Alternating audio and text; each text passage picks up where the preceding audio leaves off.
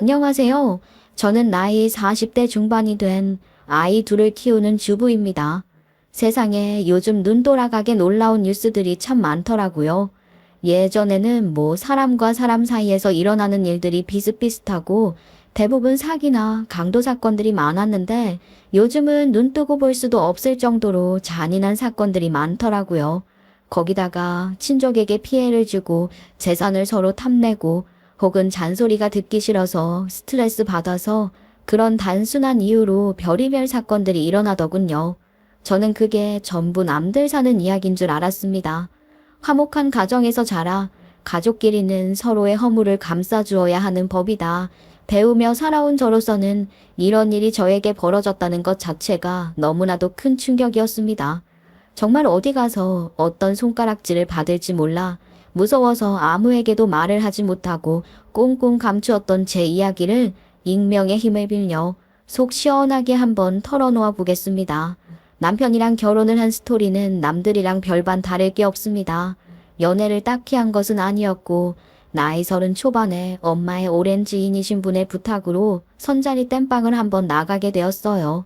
친정엄마의 오랜 지인분은 중매를 업으로 삼으신 분이셨는데 글쎄 아주 중요한 자리인데 선자리에 나가기로 했던 여성이 갑자기 못 나간다고 말을 하고 잠수를 타버렸다면서 저에게 딱 한 번만 나가달라고 간곡하게 부탁을 하셨어요. 저는 사실 결혼은 먼 이야기라고 생각을 했기 때문에 나가지 않으려고 했는데 친정엄마께서는 불안하셨나 봐요. 나이 30을 넘겼는데 남자친구도 없고 결혼 생각도 없어 보이니 이러다가 평생 노처녀로 늙어 죽는 건 아닌가 싶으셨겠죠. 거기다가 상대 남자네 집안이 돈도 많고 중매쟁이가 무조건 나가야 하는 자리라고 땜빵까지 구하는 걸 보면 보통이 아니겠구나 싶으셨나 봐요. 저에게 20만 원 쥐어주시면서 한번 나가만 봐라 하시더라고요. 나가서 공짜 밥 먹고 커피 마시면서 한두 시간만 자리하고 오면 된다고 하길래 그럼 시급 10만 원짜리 알바인 건가? 싶어서 신나서 나갔죠. 평소에는 잘 입지도 않는 원피스 차려입고 자리에 나가니 생긴 건 그냥 평범하게 생긴 남자 하나가 앉아있더라고요. 딱 봐도 제 스타일하고는 거리가 조금 있는 사람이라서 알바비만 챙겨서 튀어야지 했는데 대화를 해보니까 은근히 말이 또 잘 통하더라고요. 2시간만 자리 지키고 오면 된다고 했는데 글쎄 신나게 밥 먹고 커피 마시고 술까지 한잔하게 된 겁니다. 그러면서 사실 제가 땜빵을 나온 사람이라는 것도 다 밝혀버리고 말았죠. 오히려 좋다고 하더라고요. 자기는 이런 운명 같은 만남을 기다려왔더라면서 제가 아주 마음에 든다고 다음에 또 볼 수 있겠냐고 물어보더라고요. 솔직히 외모가 좀 제가 원하는 스타일은 아니었지만 술 먹고 봐서 그런 건지 조금은 괜찮아 보이는 것 같기도 하고 또 제가 막 연예인 뺨치는 천상의 외모를 가지고 있는 것은 아니었으니까 가릴 때가 아니다 싶더라고요. 다음에 또 보자는 약속을 하고 그렇게 2번, 3번 만나다 보니까 저에게 연애가 아니라 결혼을 하자고 하더라고요. 제 나이 33, 남편 나이 37의 4살 차이는 궁합도 안 본다는 말을 믿고 결혼을 하게 되었습니다. 저희 부모님 아주 신명나셨죠. 남편네 집이 몰랐는데 어마어마한 부동산 부잣집이더라고요. 물론 중매쟁이 이모의 말을 처음 들었을 때부터 재산이 심상치 않겠구나 하는 건 느끼긴 했지만 시어머니께서 무려 건물이 5채나 있다고 하시더라고요. 그 정도 재산을 가지고 계실지는 꿈에도 몰랐습니다. 결혼을 하고 나서야 5채의 건물이 있다고 말을 하시더라고요. 그렇다고 제가 그 건물에 욕심을 낸 것은 아니었어요. 남편의 명의로 된 건물도 아니었으니 저는 그저 살림살이가 팍팍하고 어려워질 때 한 번씩 도와주시면 감사하게 생각해야겠다. 그 정도로만 생각했죠. 그런데 정말 우리 시모 귀가 얇아도 너무 얇은 사람이었어요. 결혼을 준비할 때는 이렇게까지 맹한 사람이라는 건 몰랐죠. 그렇게 오랜 시간을 알아온 것도 아니었고 또 저에게 너무 잘해주셨기 때문에 그저 심성이 착한 사람이구나 하고 말았죠. 근데 글쎄 결혼을 해서 보니까 사람이 착한 게 끝이 아니라 맹하고 바보 같은 수준인 거예요. 돈은 많은데 이 돈을 어디다 어떻게 써야 하는지도 모르고 문제는 속는 것도 엄청나게 잘 속아 넘어가는 사람이었다는 겁니다. 옆에서 지켜보는 사람 입장으로서 정말 이런 조잡스러운 거짓말에도 속아 넘어갈 수 있다고 싶은 일에 깜빡 속아 넘어가시는 분이었어요. 그래서 우리 남편이랑 시동생이 엄청나게 뒷수습을 하러 다니면서 우리 시모의 뒷공무니를 줄줄 쫓아다녀야만 했죠. 아니 어려서 고생을 안 해봐서 그런 건지 뭔지 아니면 선민의식이라도 있는 건지 글쎄 우리 시모 거짓골을 한 사람을 보면 그냥 지나치지 못하고 주머니에 있는 돈을 죄다 꺼내서 쥐어줘야만 했다니까요. 저희 동네에 아들이 고물상을 운영해서 취미로 폐지를 줍고 다니시는 할머니가 한 분 계셨어요. 아들이 고물상을 운영하니까 돈을 진짜 잘 벌었거든요. 대형 세단을 타고 다니시면서 그냥 놀면 뭐 하냐고 심심하다고 폐지를 주우러 다니시는 할머니셨는데 그 할머니한테도 고생하신다면서 돈을 쥐어주는 게 아니겠어요? 솔직히 말하면 저희 시어머니가 건물을 5채나 가지고 있었으니 한 달에 들어오는 월세도 어마어마하실 테고 뭐 남들이 자기보다 못 산다고 생각할 수는 있겠지만 그 할머니도 만만치 않은 동네 부자인데 그렇게 돈을 쥐어주니 제가 다 민망하더라고요. 오죽하면 동네에서 조금 힘든 척만 해도 저희 시어머니가 용돈을 쥐어준다는 소문이 도는 바람에 거지들이 우리 시댁에 찾아와서 돈 좀 달라고 구걸하는 경우까지 있었다니까요. 이게 말로 하니까 그런 일이 있었구나 하고 넘어가는 거지. 그 상황이 되면 얼마나 무서운지 몰라요. 저희 시어머니 혼자 사시는데 거지들이 찾아와서 해코지라도 하면 어떻게 하겠어요? 저랑 남편, 시동생까지 합세해서 제발 시어머니가 돈 좀 그렇게 뿌리지 말라고 부탁을 드렸죠. 어머님, 세상에 얼마나 험난한데 그렇게 남을 돕겠다고 돈을 뿌리세요. 막말로 돈 노리고 집에 강도라도 되면 어쩌시려고요? 저 진짜 무섭단 말이에요. 세상에 그렇게 돈 노리고 오는 사람이 몇이나 되겠니? 아이고 다 불쌍한 사람이야. 돕고 살아야 하는 법이라고. 엄마, 우리 와이프 말이 맞아. 난 정말 엄마가 어디서 이상한 사람들 만나서 해코지라도 당할까봐 무섭다고요. 남 돕는 것도 좋지만 제발 자식들 생각해서 그만두세요. 그렇게 읍소를 하고 나서부터는 자식들 눈치가 보인 건지 시어머니께서 자중을 좀 하시더라고요. 문제는 남을 돕는데 돈을 안 쓰시니까 심심하셨던 건지 뭔지 갑자기 어디서 좋은 사업 이야기를 들었다면서 사업에 돈을 투자하고 싶다고 말을 하시는 게 아니겠어요? 사업이요? 어머님, 사업에 대해서는 전혀 모르시잖아요. 갑자기 무슨 사업을 하시겠다고 그러세요? 아니, 내가 사업을 하겠다는 게 아니라 투자를 해보겠다고. 내가 말에 들어보니까, 아니 뭐 투자만 하면 3배로 돈이 불릴 수 있다고 하더라. 그게 무슨 투자인데요? 아니, 어디서 사기당하시는 건 아니죠. 아니다, 얘. 내가 오랜 시간 알아온 지인한테서 들은 정보니까 확실해. 저기 어디냐. 무슨 몬타인지 그 섬에서 다이아 광석이 나왔단다. 원석인데 깎으면 어마어마한 돈이 된다지 뭐야. 그 원석을 상타스 사이즈가 있대. 하드? 아유, 어머님 잘 알아보고 하시는 거 맞아요? 다이아가 그렇게 쉽게 나온다고요? 그 쉽기는 이게 몇몇 사람들에게만 주는 정보라 그랬다. 내가 가진 재산 불려놓으면 자식들이 나중에 다 호강하지 않겠니? 들어도 영 아닌 것 같아서 어머님께 괜히 그러지 마시고 좀 더 알아보신 다음에 투자를 하라고 했는데 글쎄 우리 팔랑귀인 시어머니께서 지인의 독촉에 이기지 못하고 냅다 돈을 투자하신 겁니다. 무려 억소리 나는 돈을 말이죠. 그냥 전에 듣기만 해도 사기 같은데? 하고 생각을 했던 저로서는 어머님의 그런 무지성 투자가 너무 한심해 보였고 속이 바짝 타들어가는 기분이 들었어요. 이 사실을 남편에게 알려야 하나 말아야 하나 고민이 되었죠. 말했다가 정말 사기를 맞은 거면 저한테 화살이 날아올 것 같아서 모른 척하고 싶었거든요. 게다가 제가 하지 말라고 말을 해도 이미 지인분께 홀라당 넘어간 시모께선 제 말을 듣는 척도 안 하셨는걸요. 아무튼 그렇게 깜깜무소식으로 있다가 시어머니께서 자랑할 게 있다면서 저에게 시댁으로 오라고 하시더라고요. 시댁에 갔더니만 저에게 엄청 큰 보석을 보여주시는 게 아니겠어요? 정말 살다 그런 다이아는 처음 봤습니다. 뻥 아니고 주먹만한 크기를 하고 있더라고요. 어머, 어머님, 이거 진짜 다이아예요? 이렇게 큰 다이아를 어떻게 구하셨는데요? 내가 지난번에 왜 투자했던 그 다이아 사업 말이다. 이렇게 큰 다이아를 주지 뭐냐? 이거 가져다가 팔면 억이 뭐니? 수백억이란다, 수백억. 이게 진짜 다이아는 맞아요? 어머, 저 살면서 이렇게 큰 다이아는 처음 봐서 그래요. 어디 인터넷에 찾아도 이런 크기는 안 나올 것 같은데. 내가 바보니? 이거 받을 때 감정사가 옆에 있었는데 진짜 다이아 맞다고 인증서에 보증서도 써주더라. 이거 어디다가 팔지? 아유, 나 정말 간 떨려.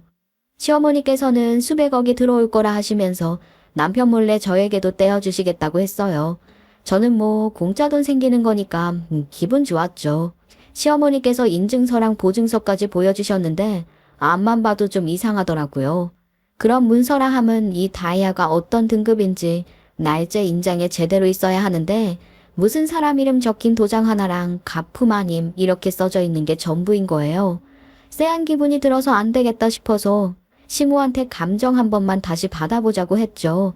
그래서 동네 보석상에 가서 이거 진짜 다이아 맞냐고 들이밀었더니 보석상 주인이 황당해 하더라고요. 예? 아이고, 제가 살면서 이렇게 큰 다이아는 본 적이 없는데. 잠시만요. 이거, 아이, 잠깐만. 이거 다이아가 아니라 유리 같은데요? 여기 모서리 부분도 그렇고, 다이아가 진짜 단단한 광물인 거 아시죠? 근데 지금 이 모서리 부분 깨진 것도 그렇고, 이거 모조 분명 확실합니다. 안에 기 묻어있네요. 아이고, 어디서 이걸 다이아라고 속으신 거예요? 딱 봐도 티어 확 나는데. 가짜라고요? 그럴 리가 없어요. 이거 보세요. 여기 사장님 인증서도 있잖아요. 보증서도 있고요. 아이고, 이렇게 조잡한 걸 어떻게 이 인증서에 보증서를 확신을 하고 구매를 하셔요. 아이, 이거 봐요. 이런 게 진짜 인증서예요. 딱 봐도 다르더라고요. 시어머니는 그때부터 끙끙 앓기 시작하셨죠. 무려 5억이나 투자를 하셨다는데 가짜였으니 얼마나 배가 아프시겠어요. 시어머니께서 알아눕자 무슨 일이 생겼구나. 직감을 한 남편과 시동생이 저를 추궁하기 시작했고 저는 솔직하게 모든 것을 털어놓을 수밖에 없었죠. 그 사실을 알게 된 남편이랑 시동생이 아주 그냥 사기꾼 놈 잡아버리겠다고 시어머니의 그 오랜 지인을 찾아가서 난리를 치고 경찰에 신고를 하고 아휴, 그 시간이 정말 지옥 같았다니까요. 당연히 원망의 화살이 저에게도 넘어오게 되었죠. 그 사실을 알았을 때 뜯어 말렸어야지. 왜 안 말렸냐고요. 아니 뭐 시어머니가 제 말을 들어주기나 하나요? 제가 사기인 것 같다고 말을 해도 팔랑귀에 넘어가서는 무조건 돈부터 쥐어주고 보는데 저도 참 속상했어요. 결국 2년에 걸쳐서 사기꾼을 추적한 결과 잡게 되었고 돈을 다 써버렸다고 배째라고 나오는 바람에 돈을 전부 회수하지는 못했지만 그놈 억대 사기꾼으로 감방에 쳐넣을 순 있었죠. 그 이후에도 짜잘짜잘하게 보이스피싱 당할 뻔하신 걸 은행 직원이 알아차리고 구해낸 사건도 있었고 어려운 아이 돕는다고 후원해 주시다가 사기를 당하신 적도 있었고 아무튼 우리 시모가 팔랑귀에 심성이 착해서 생긴 일이라고는 하지만 정말 답답해도 너무 답답한 일이 잔뜩이었어요. 우리 남편이랑 시동생이 눈물 줄줄 쏟으면서 제발 집에 가만히 계시라고 말을 하는 이유를 알겠더라니까요. 저 같아도 저희 친정부모님이 그렇게 행동을 하시면 뜯어 말릴 것 같았거든요. 그렇게 시어머니 시무룩해져서는 남편이랑 시동생 말 듣겠다고 얌전히 계시기를 또 몇 개월 저도 한시름 덜었다고 생각을 했는데 우리 남편이 어느 날 호들갑을 있는 대로 떨면서 저에게 말을 하더라고요. 아니 아무래도 이상해. 우리 엄마가 저렇게 몇 개월을 자고도 안 치고 가만히 있을 리가 없는데 말이야. 그리고 우리 엄마 치매인 것 같아. 여보, 나 걱정돼. 갑자기 그게 무슨 소리야. 어머님이 치매인 것 같다니. 말도 안 되는 소리를 하고 있어. 어머님 어제도 나랑 전화통화 멀쩡하게 했는걸. 정신 멀쩡하셔. 아니라니까. 내가 자식인데 딱 알아보지. 우리 엄마 좀 이상해. 나랑 내 동생 이름을 헷갈려 하면서 부른다니까. 거기다가 내가 2시에 전화를 좀 해달라고 부탁을 드렸는데 3시에 전화를 하시고는 내가 3시에 해달라고 했다고 박박 우기시는 거야. 여보, 그런 걸 가지고 어떻게 치매라고 확정을 지을 수가 있어. 기가 막혀. 나도 그 정도는 깜빡깜빡해. 어머님 절대 치매 아니야. 그런 증상이 전혀 없는 걸. 어휴, 답답해. 정말 맞다니까. 우리 엄마 치매면 나 어떡하냐? 우리 엄마 나도 못 알아보고 내 동생도 못 알아보고 그러면 어떻게 하냐고. 나 진짜 마음이 쫄아보는 것 같아. 그런 건 누구나 깜빡할 수 있는 일이지. 아니 정말 당신이 3시에 전화해달라고 한 거 아니야? 어머님 어제도 나랑 이야기 잘하셨는데 나는 그런 거 전혀 못 잊겠어. 며느리랑 자식이 같아. 내가 우리 엄마를 얼마나 챙기는 줄 알면서 내가 요즘 이상하게 어긋나는 것 같은 느낌이 든다 싶었는데 이게 치매 초기 증상일 수도 있대. 여보, 당신은 어머님이 치매였으면 좋겠어? 무슨 그런 말도 안 되는 소리라고 그래. 자식이 내가 제일 잘하니까 하는 소리지. 우리 엄마가 안 아팠으면 하는 바람에 매일같이 엄마 상태를 살피니까 이상한 걸 눈치챌 수 있는 거라고.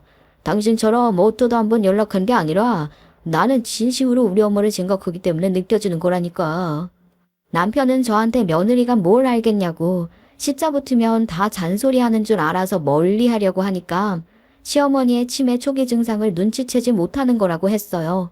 아니, 솔직히 시어머니 나이가 70이 넘었는데 그 정도는 까먹을 수 있는 거 아니겠어요? 남편이 그렇게 말을 하는 게 더 이상하고 수상해 보였죠.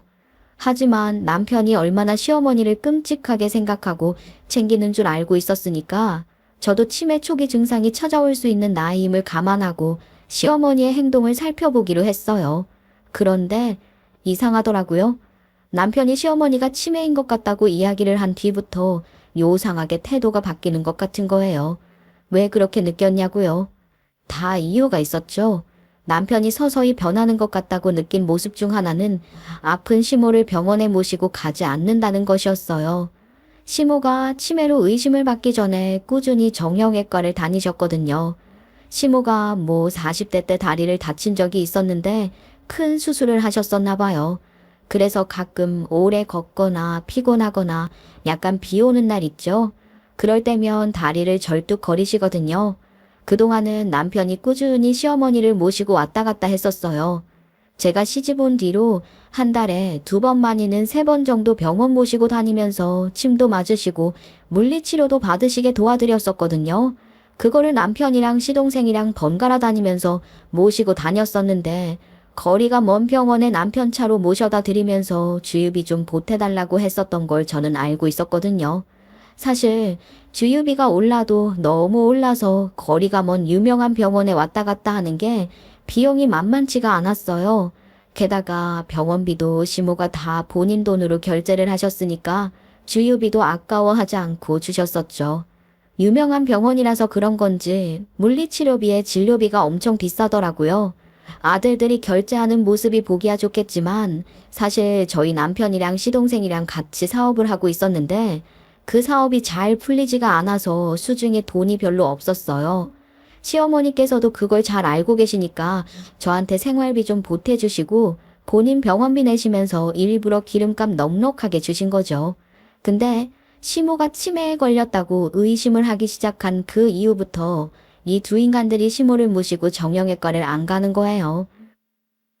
여보, 어머님이 다리를 많이 절고 계시는 것 같은데 왜 요즘은 병원에 안 가? 물리치료 받아야 하는 시기 많이 지난 거 아니야? 병원에 좀 모시고 가봐.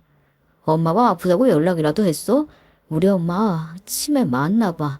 치매에 걸려서 본인이 아픈지 안 아픈지도 잘 모르겠어. 나한테 아프다고 해서 병원에 가자고 했더니 버럭 화를 내시면서 다리 안 아픈데 왜 병원에 가자고 하는 거야 글쎄. 아 진짜 속상해 죽겠다. 우리 엄마 진짜 치매면 나 어떡하냐. 치매 검사를 먼저 받아봐야 하나? 어머님이 나한테 다리 아프다고 하셨는데 분명히. 그거 다 거짓말이야. 막상 모시고 가려고 하면 안 아프다면서 누구를 병자 취급하냐고 뭐라 한다니까. 그러니까 당신도 그냥 그러려니 하고 무시해. 진짜 치매랑 그런 건가? 싶었는데 하루는 시모가 엄청 아파하시는 거예요. 안 되겠다 싶어서 제가 시모 모시고 병원 가야겠다 싶어서 남편 차를 운전한 적이 있었어요. 그날 비도 오고 애가 아파서 가정보육하고 있었거든요. 제가 원래 운전 잘 안 하는데 상황상 택시로 움직이는 것이 힘들 것 같아서 주차장에 있는 남편 차를 끌고 다녀와야겠다 싶었지요. 시모가 다니는 그 비싸고 유명한 병원에 가고 있는데 저희 아이가 재채기해서 콧물 범벅된 거예요. 급한 마음에 남편 차 대시보드에 휴지가 있나 열어봤다가 충격적인 것을 보고야 말았죠. 글쎄, 남편이 시모병원을 모시고 다니면서 결제한 영수증이 무더기로 나오는 게 아니겠어요? 근데 저랑 시모한테 얘기했던 병원비가 아니더라고요. 저랑 시모한테는 분명 물리치료 한 번 받는데 몇십만 원이라고 했거든요. 그래서 일주일에 서너 번씩 하면서 2, 300을 시모한테 받아갔었단 말이죠. 근데 영수증에는 몇만 원으로 있으니 놀라지 않을 수가 없잖아요. 이 놈들이 한 달에 2, 300만 원을 병원비를 속여서 가로채고 있었던 겁니다. 일단 시어머니가 알면 안 될 것 같아서 서둘러 대시보드를 닫고서는 병원에 다녀와서 퇴근한 남편을 붙잡고 물어봤죠. 여보, 병원비 말이야. 그동안 뒤로 빼돌려서 돈을 어디다 쓴 거야? 아니, 다른 병원이랑 다를 거 없이 치료비 10,000원에서 20,000원밖에 안 나오던데 혹시 그거 속이려고 나한테 병원에 가지 말라고 했던 거야? 그동안 어머님께 그런 식으로 돈 빼돌리고 있었던 거냐고? 돈 다 어디 갔어? 솔직하게 말해. 거짓말을 한 이유를 알아야겠으니까. 아, 그거 내가 필요해서 쓴 건데 왜 그래? 당신은 알고 없어. 뭐? 그렇게 말을 하면 안 되지. 우리가 부부인데 적어도 돈을 어디다가 낭비하고 있는지는 알아야 하는 거 아니야? 난 하나도 몰랐잖아. 알아서 뭐하게? 아이, 참 왜 이렇게 쫑알쫑알 잔소리하고 그러냐. 안 하던 짓 하지 말고 그냥 모른 척해. 내 엄마 돈 내가 쓴 건데 당신이 무슨 참견이야. 엄마가 생활비를 안 주는 것도 아니잖아. 효자의 탈을 쓰고 있던 남편의 가면이 서서히 벗겨지는 순간이었죠. 저에게 큰 소리까지 치는데 제가 알고 있던 남편이 맞나 싶더라니까요. 근데 글쎄, 며칠 뒤에 시어머니 모시고 병원에 간다던 남편이 꼴까분한 얼굴로 콧노래까지 부르면서 집에 들어오는 거예요. 제가 원래 알던 남편이라면 전혀 의심을 하지 않았을 텐데 남편이 심호침에 걸리고 나서 수상아리만큼 바뀌었다고 했잖아요. 그러니까 저렇게 콧노래를 부르는 게 의심스럽게 느껴지기 시작하더라고요. 왜 저러나 싶었는데 그 뒤로 시모랑 연락이 안 되는 겁니다. 전화를 몇 번이나 했음에도 한 번을 안 받으시더라고요. 이상하다 싶어서 제가 시모 집에 찾아가 봤는데 아무 반응이 없는 게 아니겠어요. 제가 또 비밀번호를 알고 있었거든요. 시모네 집에 혹시 무슨 일이 생길까봐 미리 알아놓고 있었어요. 그래서 문 열고 들어가니까 집안의 냉기가 잘잘 흐르더라고요. 이상했습니다. 사람이 사는 집과 살지 않는 집의 공기가 확 다르잖아요. 그 정도로 냉기가 흘렀다니까요. 콧노래를 흥얼거리던 남편놈이 수상해지면서 남편놈이 무슨 수를 썼구나 싶은 쎄한 기분이 드는 거예요. 여자의 촉이라고나 할까요? 그래서 남편놈이 시동생이랑 같이 술 한잔 하러 간다는 사이에 남편 차키 들고 일단 채 가서 내비를 검색해보니까 무슨 요양병원 하나가 나오는 겁니다. 충청도에 있는 요양병원이었어요. 느낌이 딱 오는 게 아니겠어요? 웬 요양병원, 여기에 시어머니가 있겠구나 싶었습니다. 저는 시어머니가 정말 치매 판정을 받았을 수도 있고 일단 남편에게 알고 있다는 티를 내면 안 될 것 같아서 모른 척하고 있었어요. 남편이 출근을 하고 아이들이 학교를 간 사이에 몰래 그 요양병원에 방문을 하기로 했어요. 버스를 몇 번을 갈아탔는지 총우석에 박혀 있더라고요. 김인자 환자분 면회를 하러 왔는데요. 여기 신청서를 적으면 될까요? 김인자 환자분이요? 잠시만요. 아, 네. 입원을 해 있긴 하신데 이분은 특별관리 대상자라서 보호자 없이는 면회가 불가하신 부분입니다. 예? 제가 며느리인데요. 제가 보호자죠. 며느리가 보호자지 누가 보호자입니까? 특별관리 대상자는 지정된 보호자가 오셔야지만 면회가 가능합니다. 그게 누군데요? 그게 누군가 했더니 남편이랑 시동생이라고 하더라고요.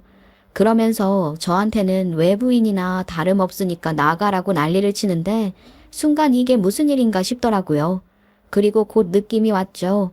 왜 법적 보호자 2명의 동의만 있으면 강제 입원을 시킬 수 있지 않겠어요? 그 사실을 이용해서 시동생이랑 짜고 요양병원이라고 적혀있는 사설 정신병동 같은 곳에다가 시어머니를 입원시킨 거구나 하는 생각이 들었습니다. 딱 봐도 병원이 감옥 같고 음산하더라고요. 저는 시어머니 걱정이 엄청나게 되기 시작했어요. 무슨 수를 써서라도 구출해내야겠다는 생각이 들어서 원장을 좀 만나겠다고 했습니다. 그러니까 미심쩍어 하면서 안내를 해주더라고요. 근데 원장이 저를 딱 보자마자 보호자 없이는 면회 안 되니까 이만 포기하고 가라는 식으로 말을 하는 거예요. 그래서 제가 일부러 오버하듯이 연기를 하면서 박수를 짝짝 쳤습니다. 우리 남편이 재산 꽉 틀어주고 자식들에게 안 나눠주려는 시어머니를 가뒀다고 하더니 아주 체계적이네요. 제가 남편 심부름으로 혹시 몰래 다른 사람 면회시켜주는 건 아닌지 검사 한번 해보러 온 겁니다. 저도 사실 부탁을 드리고 싶은 게 있는데. 그렇게 말을 하면서 원장이라는 사람을 살살 구슬리기 시작했어요. 제가 부탁드릴 게 있다고 하니까 원장도 솔깃해하는 눈치더라고요. 무슨 부탁이 있으신지요? 다름이 아니라 사실 저희 친정엄마도 고집불통이셔서 너무 힘든데 친정엄마도 모시고 싶어서요. 저랑 제 동생이 동의만 하면 가둬주시는 거죠? 아니 저희가 그런 일을 일삼지는 않습니다. 가두다니요. 환자분들 치료하시러 오시는 거죠. 선수끼리 왜 이러세요? 진단서도 다 문제없이 발급해 주시는 거 맞죠? 법적 문제 하나도 없이 처리해 주실 수 있잖아요. 도움만 주시면 다 해드리긴 하죠. 진단서는 추가 비용만 내주면 발급 가능하십니다. 그러면 어머니를 저희가 여기까지 모시고 와야 하는 건가요? 고집도 워낙 세고 힘도 좋으셔서 죽어도 안 따라오실 것 같은데. 그건 걱정 안 하셔도 됩니다. 저희 사설 구급차가 있어서 그걸로 모시고 오면 됩니다. 구급차 비용이랑 용역 직원들 비용만 챙겨주시면 저희가 다 알아서 모시고 올 수 있죠. 어머, 정말요? 와, 진짜 체계적이시네요. 그럼 부탁을 좀 드리겠습니다. 그렇게 말을 하고서는 바로 경찰서에 달려갔습니다.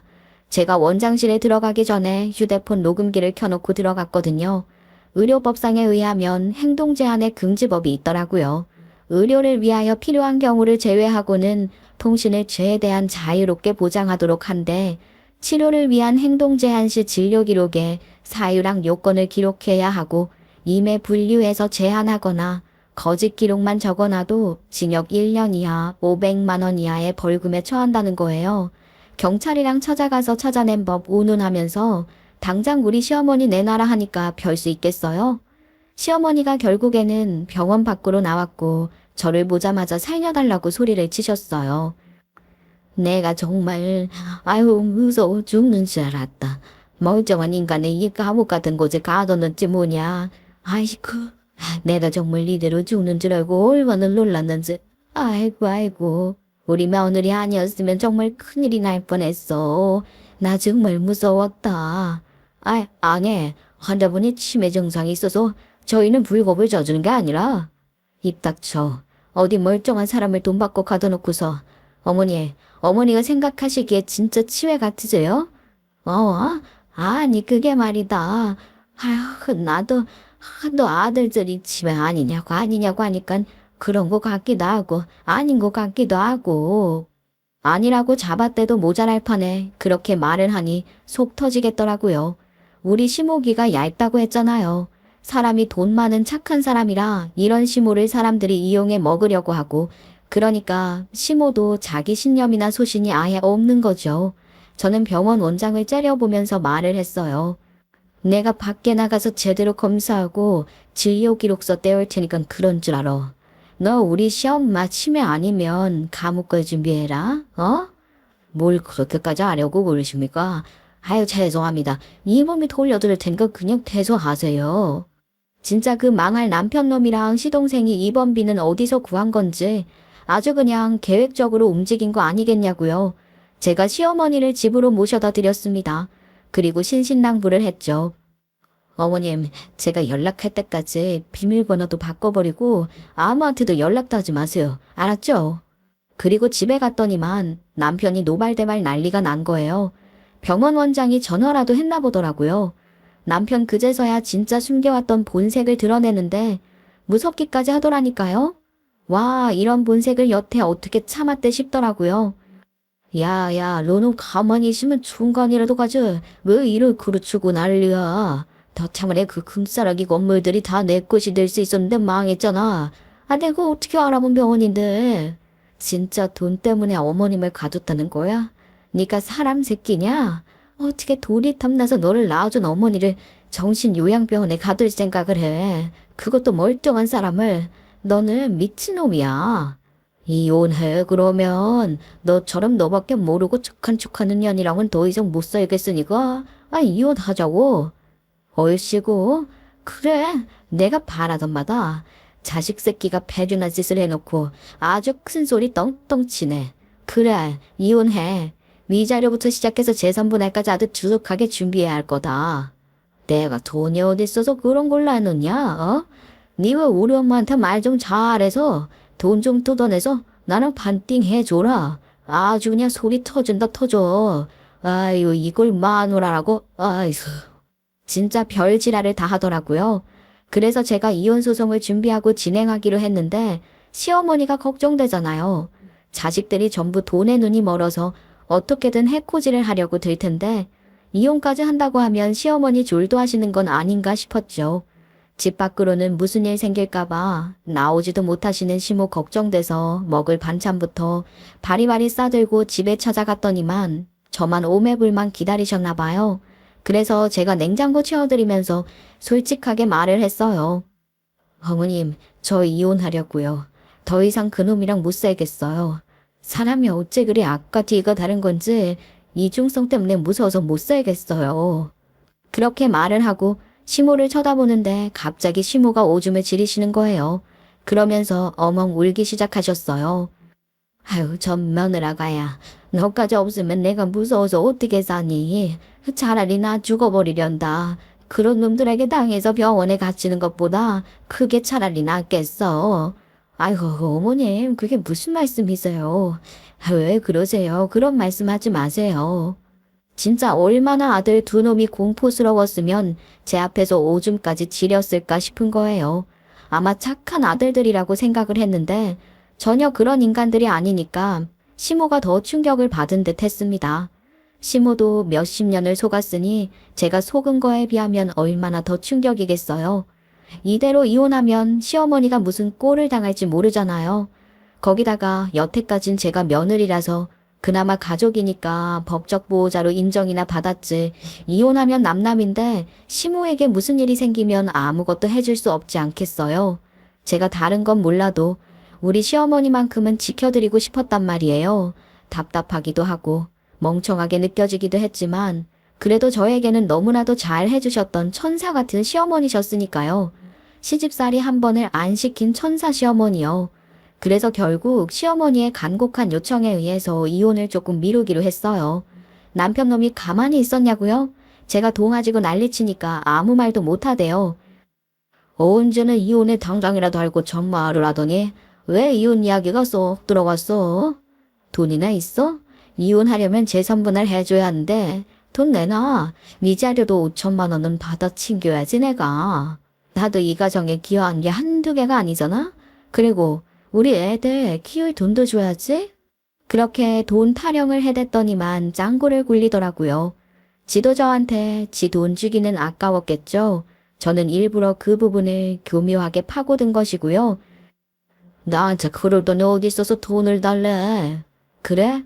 그럼 나도 당장 이혼 못해주지. 그 돈 채울 때까지 내가 어머님한테 돈을 좀 뜯어내야겠으니까 이혼은 좀 미루자. 일단 제가 시어머니를 보호하고 싶어하는 마음을 남편이 알면 당장 이혼하자고 할 것 같으니까 저도 시모한테 돈 좀 뜯어내야겠다고 핑계를 대면서 미뤘습니다. 뭐 쓰레기 같은 남편은 그렇게라도 뜯어내라고 부추기더라고요. 인간도 아닌 새끼. 그렇게 저는 시모의 동태를 매일같이 살폈어요. 저한테 너까지 없으면 어떻게 사냐고 울고불고 하시는데 저 시집살이 한 번을 안 시키고 생활비 부족할까 몰래 돈 쥐어주시던 우리 시어머니를 내가 어떻게 버릴 수 있겠어요. 근데 이놈들이 정신요양병원까지 시모 입원시키고 나니까 완전 본색을 드러내기 시작한 거죠. 시모집 비번을 모르니까 문 안 열어주면 못 들어가잖아요. 문 앞에서 쾅쾅 발로 차면서 난리를 치는 겁니다. 매일 돈 내놓으라고 저한테 시동생까지 합세해서 비번 내놓으라고 난리를 치더라고요. 형수도 좋은 거라니까. 우리 엄마 건물을 형이 받으면 형수가 이혼할 때 받을 몫이 늘어나는 거잖아.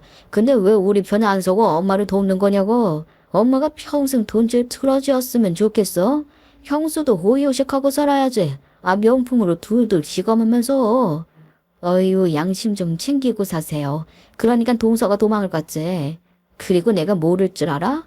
상속재산은 재산분 할에 안 들어가는 거. 니들이 다 좋은 거지 나한테 좋은 게 뭔데. 그렇게 비밀번호 안 알려주고 버티고 또 버텼죠. 그랬더니 이 지독한 놈들이 글쎄 제가 시모한테 반찬 주러 가는 날 몰래 비상구에 숨어 있다가 제가 문 열고 들어가니까 따라 들어온 거 있죠. 저랑 시모랑 얼마나 기겁을 했는지 몰라요. 엄마 돈 내놔. 진짜 좋을 때 그 돈 다 싸들고 가려고? 아니 자식들이 힘들다는데 안 도와주는 게 이게 무슨 부모고 엄마야.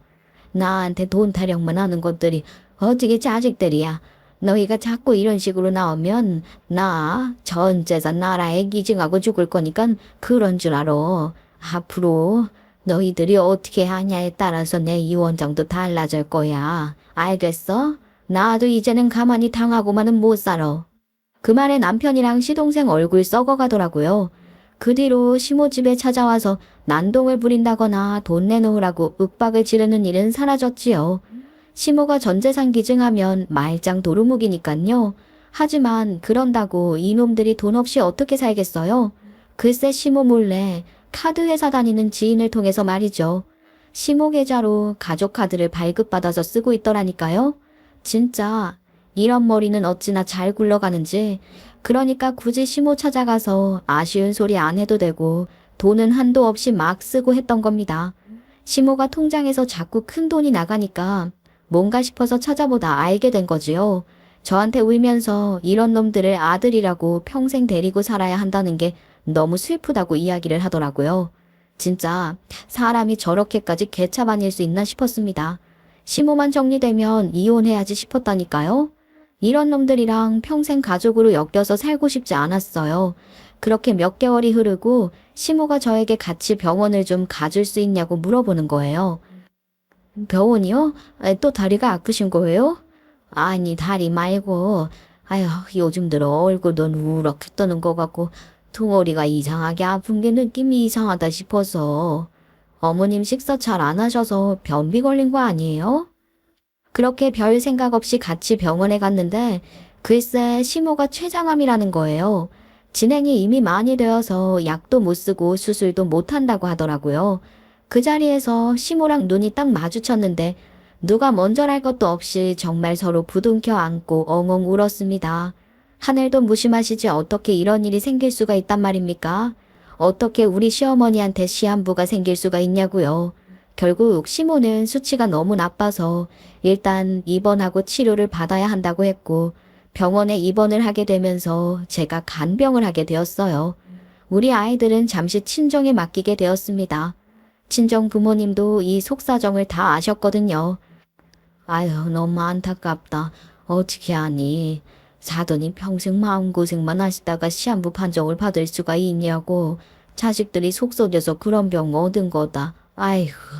우리 친정부모님 시모 강제 입원시킨 거 알고 사위놈 상종도 안 하셨거든요. 가족끼리 그러는 게 어디 있냐고요. 아무튼 그렇게 병원에 입원하고 자식들 꼴 안 보고 싶다고 했는데 사실 어떻게 말을 안 하겠어요.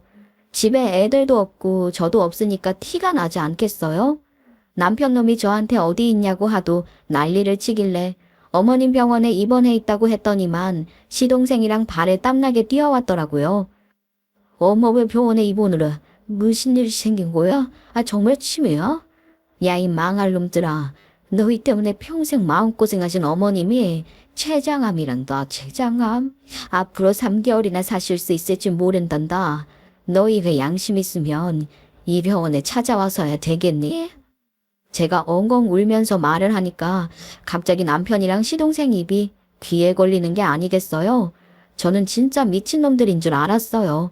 남편놈이 갑자기 만세를 외치더니만 박수를 막 치는 거예요. 그러더니 시동생을 부둥켜 안고 깔깔 웃더라고요. 이제 재산 다 우리 거다.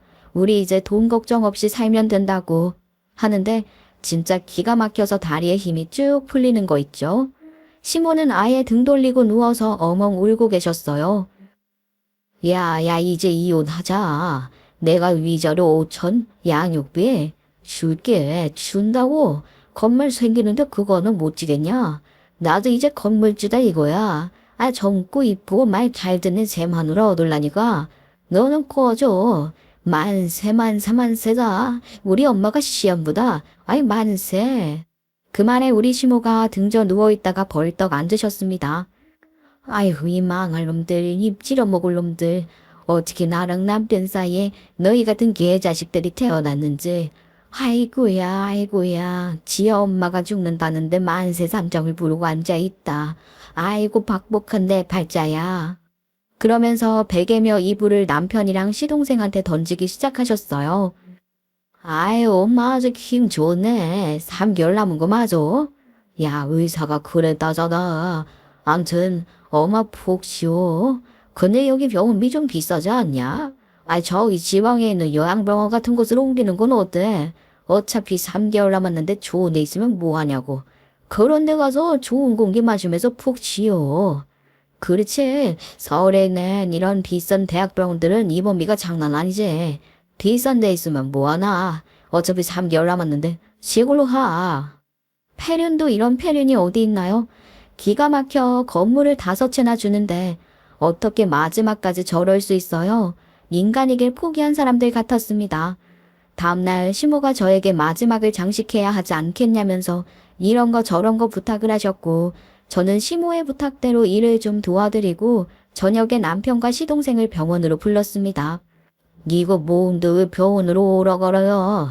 엄마 어차피 여기 있으나 집에 있으나 뭐 달라지는 거 없지 않아? 엄마 죽을 때까지 이혼은 안 할게. 2년이 한 병은 해야 하니까. 시모는 아무 말도 안 하고 입 다물고 자식들 노려보더니만 한 10분쯤 지나서 병실에 변호사가 들어오자 그제서야 아들들을 향해서 종이를 집어 던지셨습니다. 이게 뭐야? 하고 서류를 보는데 남편놈과 시동생이 피식 웃더라고요. 이거 뭐 어쩌라고 하는데 그 서류는 제가 시모의 부탁으로 가지고 있었던 치매 환자로 치매를 둔갑시켜서 병원에 입원을 시켰던 서류였습니다. 시모 빼올 때 제가 증거로 들고 있겠다고 가지고 있었거든요. 그러자 시모가 변호사를 앞세워 입을 여셨어요. 너희는 이미 나에게 못된 짓을 저질렀고 이 자료들 모두 여기 계신 변호사님에게 넘겼다. 앞으로는 내가 법적으로 모든 것을 처리할 테니까 너희는 그런 줄 알아. 너희는 인간 쓰레기야. 상종도 못할 쓰레기. 자식들이라고 그동안 너희를 감싼 내가 죄인이다. 갑자기 그게 무슨 소리야? 법적으로 뭘 처리해? 아이고 엄마, 우리 자식들이야. 엄마가 좋든 싫든 자식들이라서 재산 다 우리 거라고. 그런 줄 알았지? 내가 알아보니까 그게 아니더라. 이 서류가 그 증거가 되어줄 거야. 너희 둘 다 아주 나가리라고. 넌 빠져라 좀. 이혼당하면 위자료랑 양육비는 쓰겠다는 거 왜 끼어들어서 지랄이야. 그러자 변호사가 중재를 하면서 끼어드셨습니다. 김인자 씨의 두 아드님께서는 고의성을 가지고 피상속인에 대한 폐륜 행위와 유언에 대한 부정행위를 저질렀기 때문에 상속인 자격이 박탈됩니다. 여기에는 이 증거들이 전부 그 사실을 입증해주고 있고요. 그렇기 때문에 김인자 씨의 이혼에 따라 두 아드님께서는 상속을 받으실 수 없습니다. 아니 우리가 직계 가족인들 상속을 못 받으면 누가 받아? 엄마 누구 줄 건데? 며느리한테 다 주고 갈 거다. 자식이면 뭐하냐? 너희가 나를 위해 뭘 해줄 수 있다고? 그래 전혀 다 줘봐야 우리가 유류분 선고인지 뭔지 하면 돼. 법적으로 정해진 상속 비율이라는 게 있다고. 야, 너 그 돈 처먹으면 위자료랑 양육비는 안 줘도 되지? 변호사님, 2년한테 몇 %나 지급되는데요. 우리가 아들들이니까 반 이상은 모을 수 있지 않나? 며느님에게 100% 상속됩니다. 아드님들께는 지분이 없습니다. 참 뭔 개소리야. 법적으로 정해진 비율이 있는데 변호사가 이런 식으로 사기를 쳐도 되는 거야? 두 아드님은 상속인 자격 박탈이라고 말씀드렸지 않습니까? 그 말은 즉슨 유류분 청구 소송도 못한다는 뜻입니다. 이런 쇼킹한 일이 저에게 벌어질 거라고 누가 생각했겠습니까? 저는 정말 상상도 하지 못했습니다. 시어머니는 낮에 변호사를 불러다가 유언장을 고치셨어요. 저에게 유산에 100% 상속하겠다고요. 그 바람에 남편과 시동생은 닥쳤던 개가 되어버렸습니다. 다들 지들에게 무슨 일이 벌어졌는지 상상도 못하는 것 같았어요. 당연하지요. 그 재산에 대한 유류분 청구까지 알아봤을 텐데 자격이 없다는데 누가 믿겠어요? 하지만 증거는 완벽했죠. 노인을, 지 어미를 괴롭혔다는 증거가 저렇게 단단하게 있는데 이걸 어떻게 그냥 넘어갈 수 있겠냐고요. 저는 그 자리에서 바로 경찰에 신고를 넣었습니다. 야, 너 지금 어디 전화해? 미친 거야? 야, 당장 그만둬. 우리가 친자식인데 뒷절이 섞였는데 왜 재산 상속을 못 받는 거냐고. 이런 법이 어디 있냐고. 형수, 뭐 하는 짓입니까? 가족을 지금 신고하시는 거예요? 돈 다 가지니까 눈에 뵈는 게 없나? 내 돈 내놔, 내 돈. 그게 왜 니들 돈이야? 어머님이 나한테 다 주신다고 한 건 못 들었어? 너희 몫은 단 하나도 없다고. 법이 그렇게 정해줬다는데 어디서 난 돈을 부려. 이러니까 경찰에 부르지. 이게 돈에 눈이 멀어서 지금 뭔 짓거리를 하는 거야? 네가 웃을래지? 저 노친네 치매가 확실하네. 아니면 뭐 암으로 선망정세인지 뭔지 그런 거 온 거 아니야? 어떻게 자식을 등져? 이거 검사 제대로 받아봐야 해. 내가 우리 엄마 정신이 제정신이 아닌 것 같으니까 검사 다시 받아보고 다시 얘기하자고. 여기가 병원이라는 사실은 잊었니? 검사는 이미 변호사님이랑 의사랑 다 같이 해보고 유언장 고친 거야. 법적으로 문제 하나도 없단다. 네가 부모 등진 건 생각도 안 하고 어머님도 충분히 그럴 수 있지. 자식이라고 다 감싸야 하니? 너 양심 좀 챙기라니까. 너희 돈 한 푼도 못 받는다고. 이거 지금 개소리 그만하고 내 돈 내놓으라고 내 돈.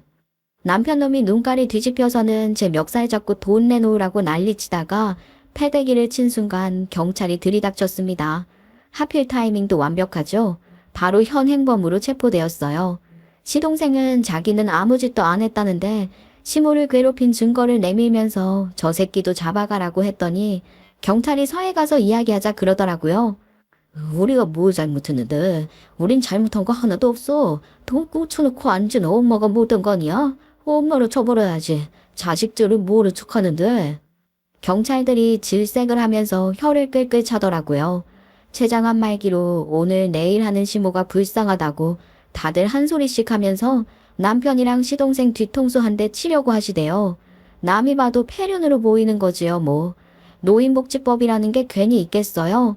결국에는 이놈들이 그동안 시모를 얼마나 괴롭혔는지 시모가 얼마나 힘들었을지 전부 다 인정이 되어서 노인복지협회까지 나서서 고발을 했고 재판을 받게 되었습니다. 사회적으로 이런 일은 큰 문제잖아요. 결국 이 인간들 감옥 갈 것 같았는지 잘못했다고 울고불고 빌면서 제발 선처해달라고 시모한테 합의해달라고 빌었는데 시모는 접근금지 명령까지 내려버렸습니다. 그 뒤로는 저를 찾아와서 잘못했다고 빌더라고요. 형수, 저희가 돈에 눈이 멀어서 그랬다는 거 다 압니다. 돈 그거 형수 가지세요. 대신에 조금만 나눠주세요. 저희가 잘못했어요. 그래 여보, 반만 떼주라. 반 떼주면 그걸 우리 둘이 나눠 먹을게. 제발 잘못했어. 이자 와서 소 읽고 외양간 고치냐? 됐고 도장이나 찍어. 너랑은 이혼이야. 도장 안 찍어주면 소송 갈 테니까 그런 줄 알고. 야, 너 지금 돈 챙겼다 이거냐? 이야, 2년도 아주 돈에 미쳐서 눈이 돌아갔네. 너 이러려고 우리 엄마한테 알랑방귀 낀 거지? 내가 속셈 다 알았어. 우리 엄마가 속은 거야. 와, 형수 잘 알겠네. 우리가 형수 사기꾼으로 고소할 거야. 뭐 그러거나 말거나.